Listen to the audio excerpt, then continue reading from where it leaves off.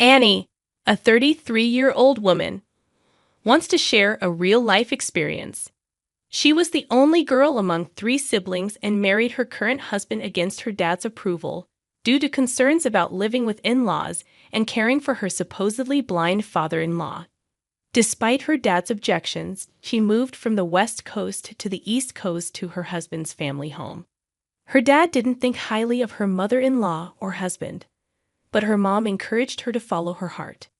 Initially, her husband was kind, but over time, his kindness disappeared. The power dynamics in the house favored Annie's mother-in-law and husband over her supposedly blind father-in-law. He was diagnosed as blind a few years ago and mostly stayed home. Initially, there were caregivers, but after Annie got married, her mother-in-law and husband dismissed them without consulting anyone, citing expense as the reason.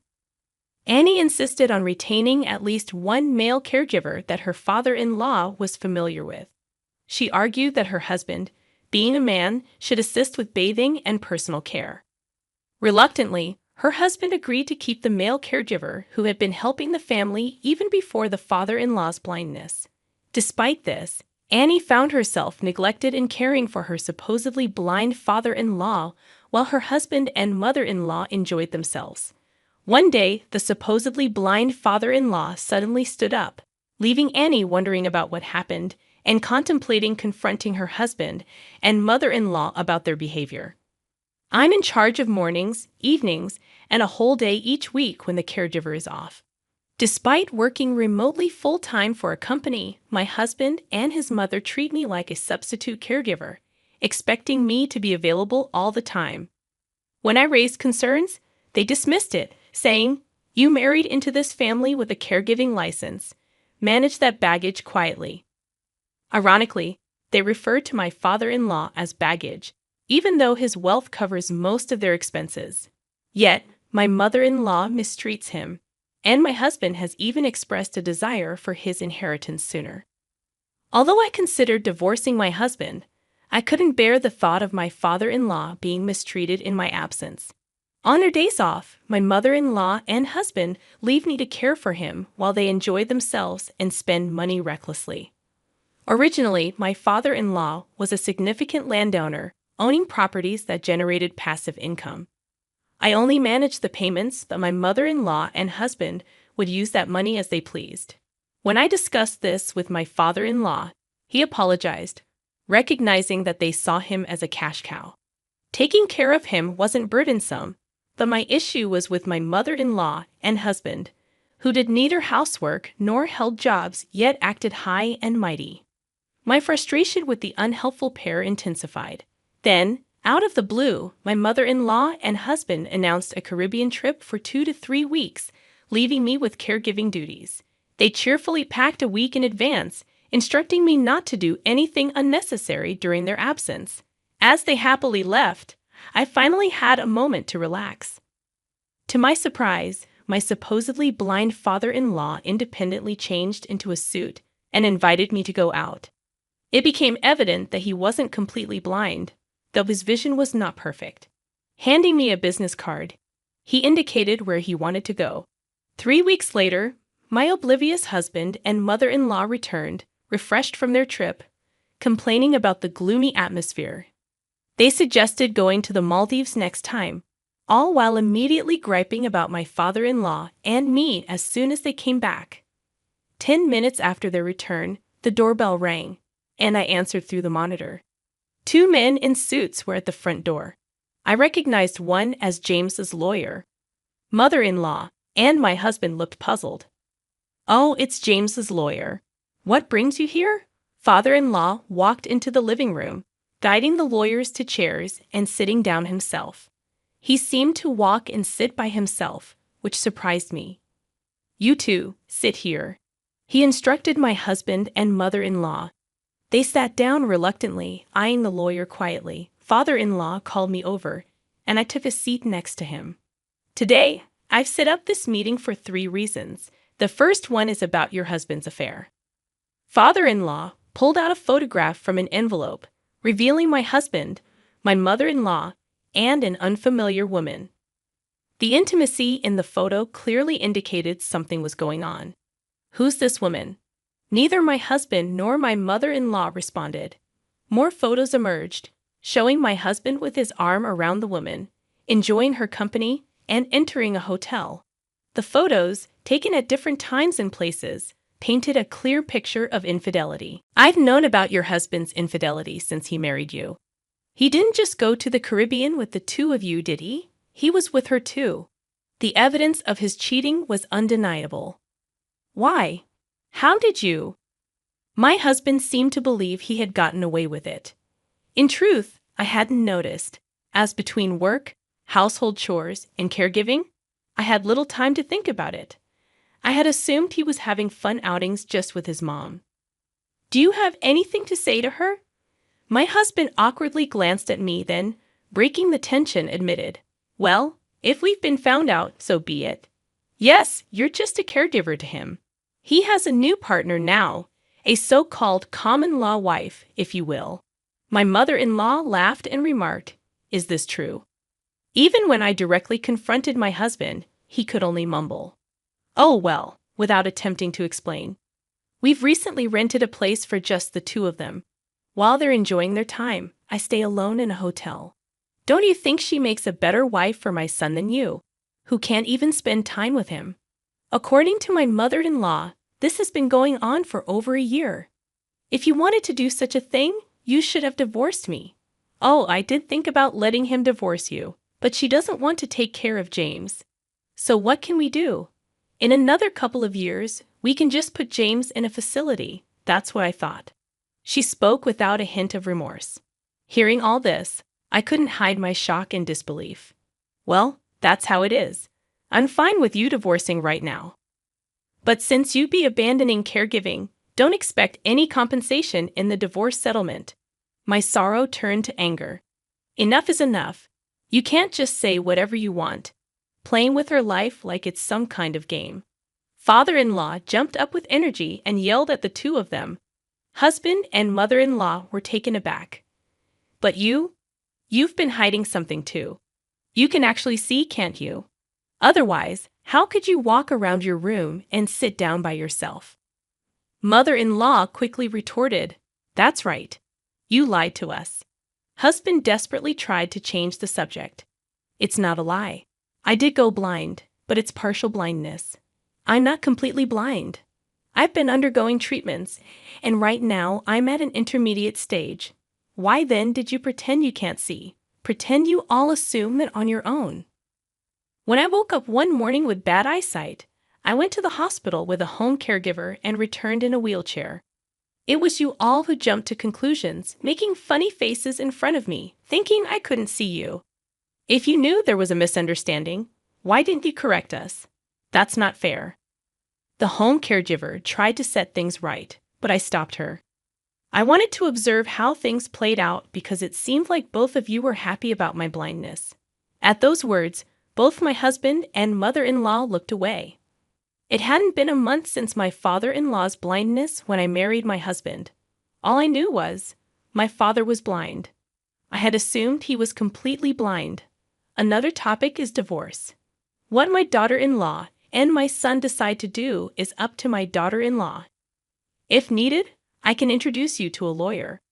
However, the divorce I'm referring to isn't between the two of them. It's between you and me.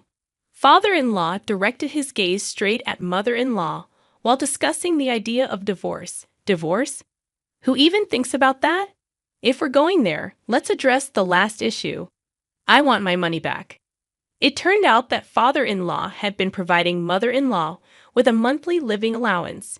However, mother-in-law, assuming blind father-in-law wouldn't notice, had been tapping into other savings, particularly the inheritance left by my father-in-law's father. You always had a penchant for lavish spending. That's why I set up a fixed amount to be transferred to you through the home caregiver. But knowing your tendencies, I anticipated you might dip into other funds when you found out about my blindness. That's why I maintained separate accounts for my earnings and the inheritance. A year later, upon checking with the bank, it was revealed that around $60,000 had been spent in just that year. $60,000. It was astonishing that mother-in-law could squander such a significant amount of money every month. If I had that kind of money in a year, I wouldn't even know what to buy. But for mother-in-law, with her spending habits, it seems like pocket change. I can't possibly pay that back. Besides, it's my money too, right? Whether it's an inheritance or whatever, I have the right to use it as I please. You don't understand inheritance law. Even if we divorce, that inheritance won't go to you. If you can repay that money all at once, I'll let you stay, and we won't proceed with a divorce. But if you can't, consider that $60,000 as part of the property division and quietly agree to a divorce. The real estate owned by father-in-law also originally came from his father's inheritance, making it exempt from being claimed by his wife, mother-in-law, in a property division. But Dad, I realize now how wrong I've been all this time. I want to change. Can you please forgive me for everything? The husband clung desperately to his father's feet. Daughter-in-law, what will you do? Do you still want to be with this lazy cheater? No, I've come to see the light.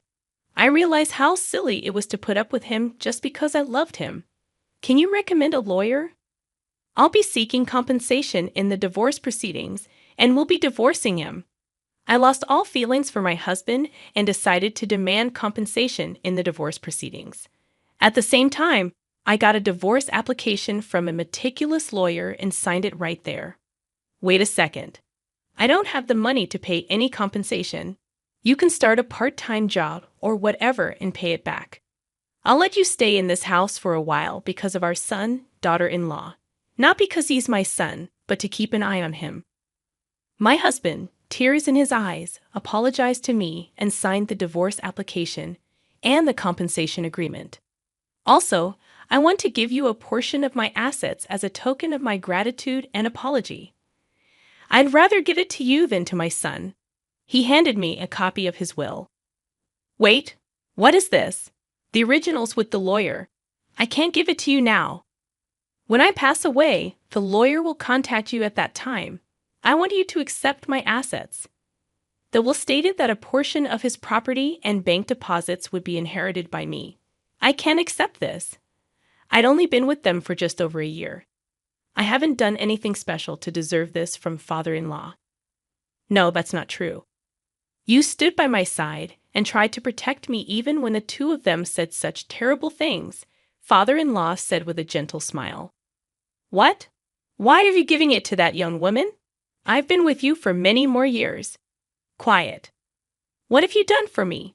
From the moment we got married, you left all the household chores to the help. And weren't you the same with raising our son? It was me and the maids who looked after him when he was young. I know about your affairs and that you spent money on your lovers. It's shameful what you and our son have done. Even my husband appeared surprised at father-in-law's words. Wait, Mom said it was Dad who had the affair and that she raised me all by herself. What's going on? Mother-in-law looked nervous, her eyes darting around. Do you believe James over me? It was evident to everyone that mother-in-law was lying. While my husband was taken aback, this dispute unfolded between father-in-law and mother-in-law. The truth that my husband had an affair was undeniable, and there was little sympathy for him given his own transgressions. The conversation neared its conclusion. Mother-in-law was compelled to sign the divorce papers and instructed to pack her bags and leave without resistance. Mother-in-law exited the house, and on that day, father-in-law and mother-in-law officially divorced. As for the compensation for my husband's divorce proceedings, father-in-law settled it in a lump sum, believing it would be in my best interest. My husband would repay father-in-law. I packed my belongings to return to my parents' home and arranged for them to be shipped. In the spacious house, thanks to father-in-law, my husband resided on the second floor, confined to specific areas to avoid crossing paths with me. I managed to steer clear of them for an entire month. With everything settled, on the moving day, the intercom rang, and to my surprise, my parents appeared on the screen. As I opened the front door, my father was already shedding tears, and my mother greeted me with a smile. It turned out that father-in-law had generously covered the travel expenses and made all the arrangements. Even though I had only informed my parents of my decision to get a divorce, they were well aware of the challenging year I had endured. As it happened, my father had received a call from father-in-law about 6 months after my wedding. Father-in-law, being transparent about the situation, had said, "I'll take responsibility and address the issue. I'd appreciate it if you could wait a little longer before coming to get her." Having heard the full story from mother-in-law to husband to father-in-law, my father realized that simply instructing me to return wouldn't be convincing. Accepting claims of infidelity about someone you love, especially without evidence or valid reasons, is challenging. Therefore, he chose to trust father-in-law's judgment. 2 years have passed since then, and it appears that my husband has been gradually repaying father-in-law. Thankfully, my job, which has been fully remote from the beginning, hasn't tied me to a specific location. I still maintain occasional communication with father-in-law, and my work is thriving. Despite initial concerns about growing weary of love, that hasn't been the case. I now have a boyfriend, and I'm enjoying a relaxed and happy life with my family.